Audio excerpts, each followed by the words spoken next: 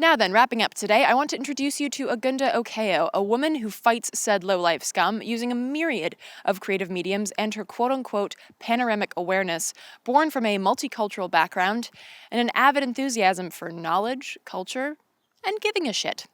Take a look.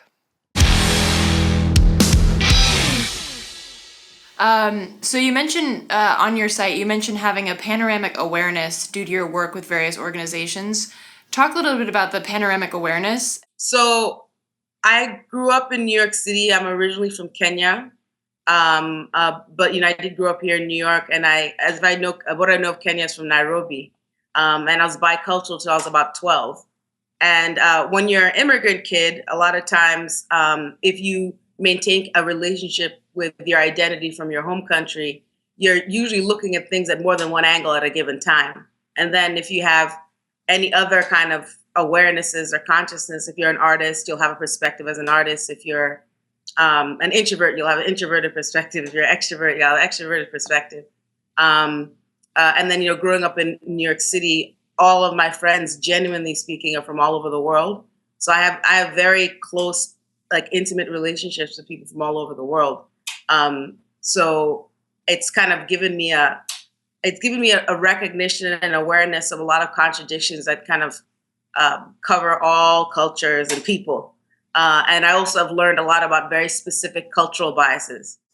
So going back to what you talked about, how you have friends and from so many different places, and it's this panoramic awareness brought by your own experiences and then experiences with friends in New York City. How important do you think it is that American kids get out of their bubbles and either see the world physically or see the world by interacting with people from around the world? How important do you think that is? It's so important because a lot of the problems that I have with people in this country, and I think a lot of immigrants and people who are perceived to be different from the status quo of what it means to be American, which is usually being a white man, a lot of that ignorance comes from people just not being aware that the world is not a white world. Like, we don't live in a white world. The world is really black and brown. That's predominantly what's going on. And then furthermore, over the course of the past, probably even just the last 300 years, the ways that we've gotten so intertwined with one another, linguistically, our languages, our culture, what we eat, how we talk, it's so different. Even now, when people think of Africa, when they think of Kenya, it's so far behind what is actually going on there. It's kind of fascinating because, you go to Kenya, the kids are wearing straight jeans and have a mohawk that's painted, that's like bleached blonde, just like a kid in Brooklyn would be, But they're very proud to be African, and they are African, and they're in their own culture, speaking their own language. So the more that people have that kind of understanding of the nuance, across culture, you really have much more effective policies, and people be outraged at the most appropriate moments because they'll see the humanity of that other person in that other country or whatever. Yeah, exactly. Because like you said, so many issues stem from just the simple foundational problem that we look at others as others. They're not our friends. They're not our kids or our parents. They're others. So we can pity them. We could pity a refugee, but we wouldn't go out of our way to help them or anything because they're other people and they're not like us. It's an imperial ideology. I think that hurts everyone involved, in my opinion and my experience. So Americans would even feel safer in this world if they knew to themselves be like a bigger part of it, So, that's kind of my take on it.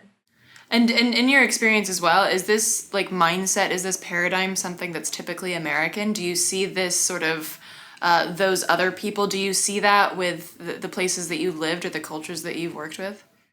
Well, that's a great question. And also that's a question I probably wouldn't get typically, to tell you the truth. Most people wouldn't even think to ask. So thanks a lot, Eleanor. Thank you. I think human beings are inclined towards tribalism. I'll tell you a story. Even when I first started growing up here in New York, it took me a long time to call myself a New Yorker. I only started calling myself a New Yorker, I think, when I was 25 or something like that. So for years, I used to look at people in New York and be like, wow, these people are very myopic sometimes, because everyone would get stuck in their borough, stuck in their neighborhood. And I used to tell people for a long time that I thought New Yorkers are more tribal than most Kenyans. This country and this culture really needs to work on its awareness of how people really kind of run over one another, and how that creates a new thing sometimes. And also how it's not also bad to have reverence for where you come from and your own language and culture. They don't have to be mutually exclusive, you know? But, and ask people, I'm like, where are you from? And, a lot of times people didn't know. I mean, I remember talking to people and they had no idea. And I remember finding that confounding, because I was like, how do you not know? Because it influences who you are, right? Right. So, and then, in the process of talking to people and reading American history, you really realize that through the actual systemic process of assimilation and intimidation throughout this country, especially you notice with a lot of people who could assimilate into whiteness, like people who could become who are of European descent, who could become what they call white. They often completely erased like where they came from or what they knew of where they came from. Some people know it in terms of kind of ancestral breakdown. I'm a quarter this, eighth that, or whatever. But in terms of sometimes even specific history, language, food, culture, it was completely taken away. And in some parts of the country, people were intimidated. So they don't even talk about it. If you talk to some of them, they have this almost like PTSD or something. Start asking them about where they're from. And you're like, oh, wow, okay, this is deep. I mean, also because just the process of becoming white is just so inherently unfair and unequal, even to white people. So it's like you're being put into a system that's fundamentally outstripping you of your humanity and outstripping other people of their humanity. Hey, like it never happened. Okay, well, perfect. Because I was about to segue into my question, my final question about your book. It said that you're on your site. You said that you're about to publish a book in 2016 about your experiences with systemic inequality, which we've talked about.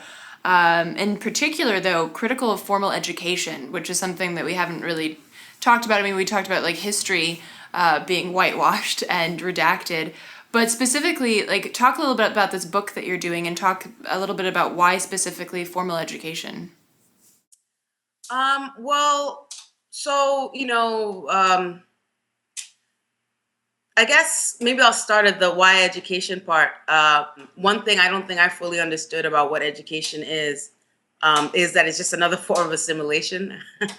And I love to learn, and I was a good student, and I went pretty far along and went to a really great Ivy League college. And when I was in that school, I had some serious problems with systemic racism.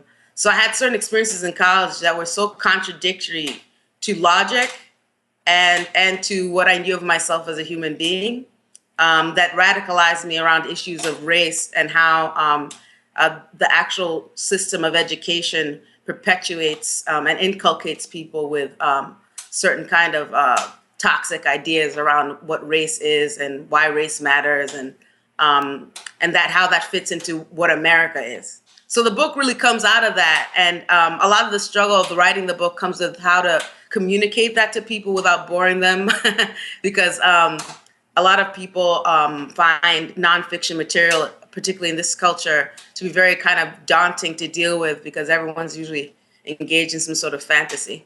Very true. So like with the book, it's just trying to find different ways to speak about what I just spoke about, but make it relatable, and and also kind of make people feel that as much as we need to be aware of the problems we have, solutions are not far behind when you become aware. So you have to be aware, So I'm hoping the book can contribute to some conversation. These issues are all like really important, vital issues, but just as the struggle a lot of times is trying to figure out ways to get people to really understand how important they are, and that, sometimes taking the easy way out, meaning, not addressing or dealing with stuff because it makes you feel bad, actually is probably the highway to hell, when you really think about it, because you're essentially just putting things off that aren't going anywhere, and it's going to continue to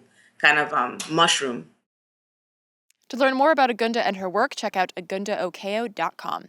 Also, as an addendum to her segment, she wanted to bring up the shirt that she was wearing during our interview. Not sure that you can quite see the whole thing there, but it says, "Music is not a weapon, hatred is."